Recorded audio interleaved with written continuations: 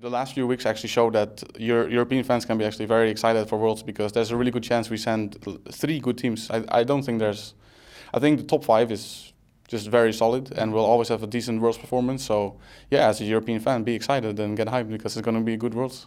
Is it coming home? It is coming home. And there get killed again with no vision from absolutely nowhere because Zoe is a balanced champion. Thank you, Riot Games. Thank you for this amazing champion. Brain effect mood? Helps your serotonin levels and makes you feel more relaxed. Huh. And we lose Baron because our jungler missed Smite, but you know what? That's okay. We all make mistakes. And yeah, next game will be better, I'm sure.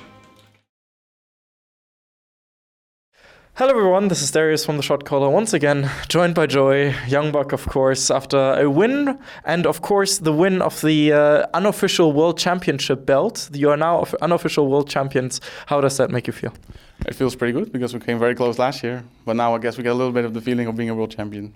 Ah, okay. It's almost the same. It's almost the same, yeah. Almost the same. So now, of course, tomorrow you get to play Rogue. Are you confident you'll be able to defend the belt?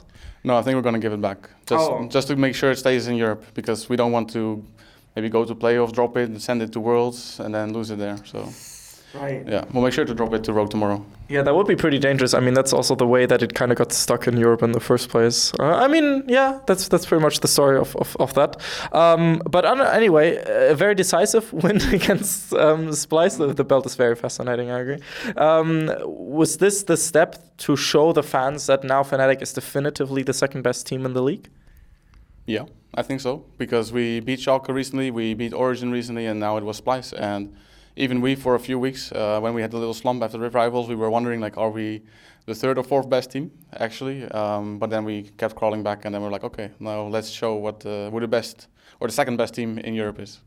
Previously, we saw iterations of Fnatic where usually 1 or 2 players would definitively carry a lot of games in splits. Now, looking at the squad, I mean, this game, Reckless had a fantastic performance when he was previously on his support duty almost. And it showed to me that, you know, Whippo can carry, Reckless can carry, Healy-san can carry, Broxah can carry, Nemesis, all of them. Don't forget Nemesis. No, not forgetting Nemesis. Even though it was nice to see him on champions besides TF and, you know, on Corki. But it is very nice to see that every Fnatic member can carry in theory. Is that something you value from the squad right now? Absolutely. I think it's very similar to last year where everyone could carry, and this year it's pretty much the same. And the meta also allows it, basically since the World's meta where every lane needs to be really good at the game. Everyone needs to be able to play carries and be carries and play with very high tempo. So yeah, I value it a lot that we have 5 players that are always a threat to the enemy team. A consistent team that also works together. Can we expect more, or is the teamwork going well in that area as well? Is the communication good from what you are able to hear in the backstage area? I think so.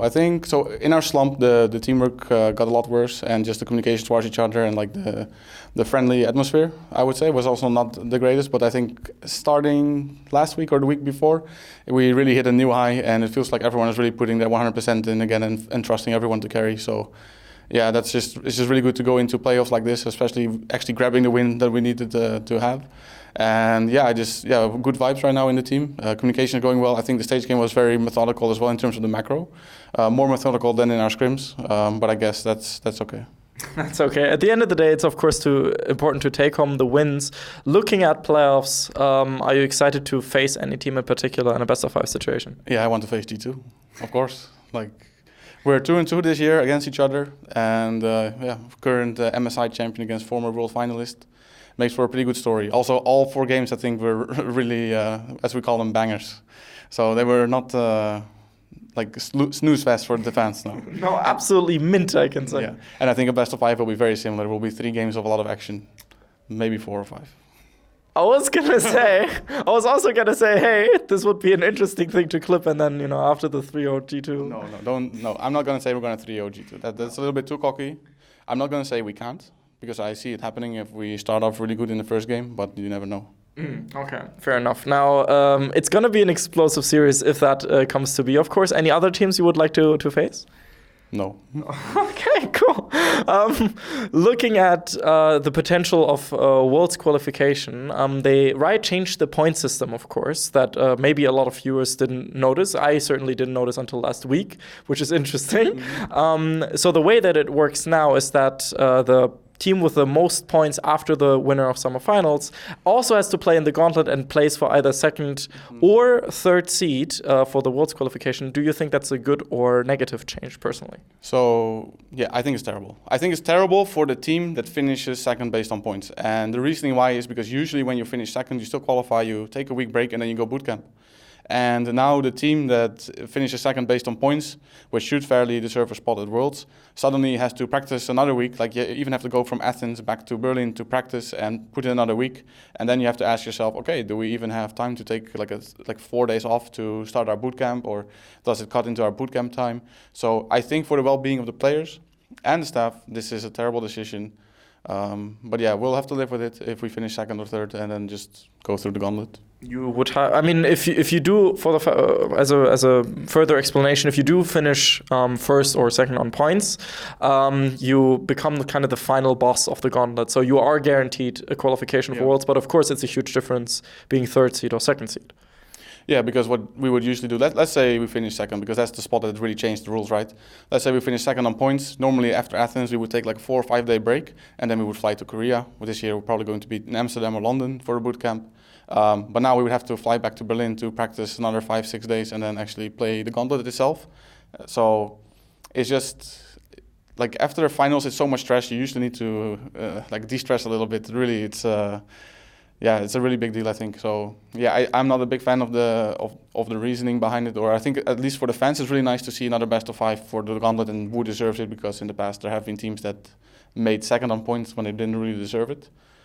I think in 2016 it was HJK, who then got the easiest group in any competitive sports ever, I guess. So they had like 3 wildcards in the group. So if I was Splice that year, I would not be very happy. But generally speaking, I just think the second place deserves it over the entire season.